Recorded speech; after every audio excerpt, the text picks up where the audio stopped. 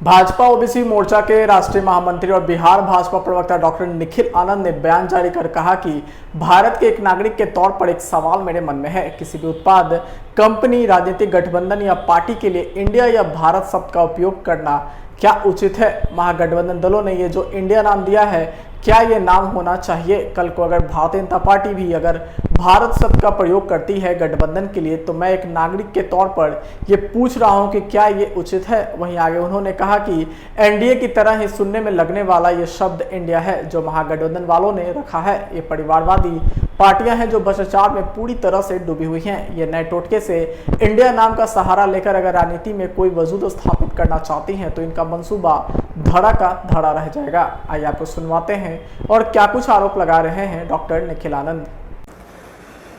भारत के एक नागरिक के तौर पर यह सवाल मेरे मन में है कि क्या किसी राजनीतिक गठबंधन या पार्टी का नाम इंडिया या भारत स्पेसिफिकली हो सकता है क्या, या होना चाहिए?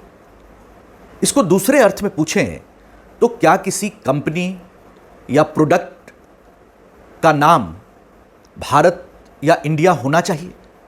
कई मर्तबा ये उदाहरण देखने में आए हैं कि देश दुनिया में किसी ऐसे प्रोडक्ट का नाम जिस पर लोगों को आपत्ति है, देवी देवताओं के नाम लिख दिए जाते हैं या किसी देश का नाम लिख दिया जाता है तो उस देश की ओर से भी आपत्ति दर्ज कराया जाता है।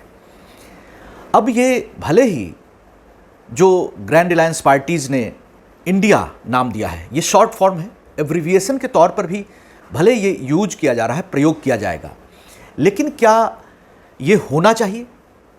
कल भारतीय जनता पार्टी भी अगर भारत शब्द का प्रयोग गठबंधन के तौर पर करती है तो उस पर भी मैं सवाल पूछ रहा हूं कि एक नागरिक के तौर पर क्या इस तरह के देश के नाम को फुल फॉर्म या शॉर्ट फॉर्म के तौर पर या एप्रोप्रिएट तरीके से भारत इंडिया शब्द के यूसेज को लेकर के क्या इसका प्रयोग ऐसे होना चाहिए?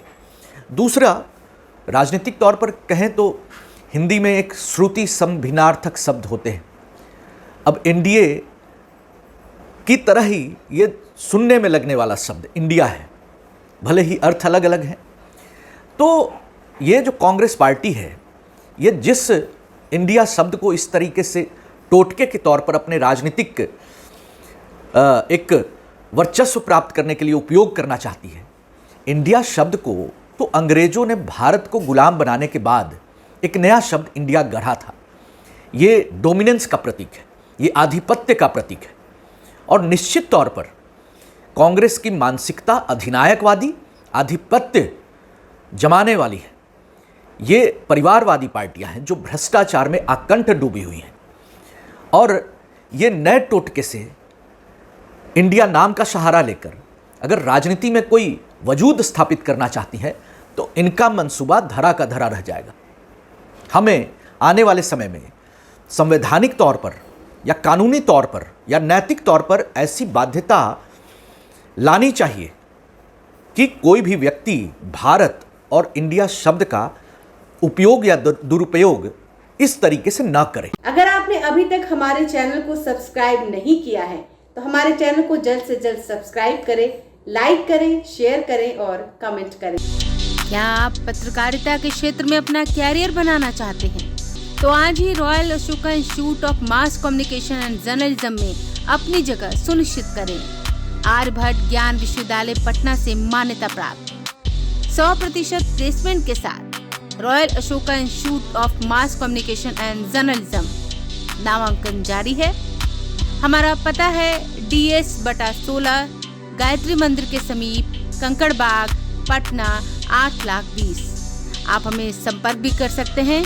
हमारा मोबाइल नंबर है 9955456126।